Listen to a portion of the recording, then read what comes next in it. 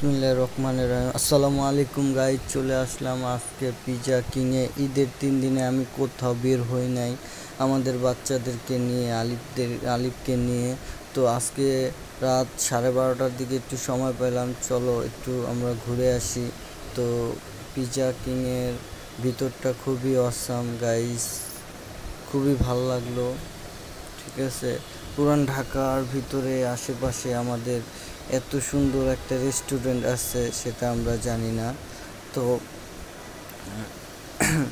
খুবই এক্সাইটেড আজকে। আমার বাচ্চাকে বার্গার খাওয়াবো, পিজা খাওয়াবো, সাথে কোল্ড ড্রিঙ্কস খাওয়াবো। তো গাইস, ভিডিওটা যদি ভালো লাগে আপনারা সবাই লাইক, কমেন্ট, শেয়ার করবেন। সবাইকে আল্লাহ হাফেজ, আসসালামু আলাইকুম রহমতুল্লাহ।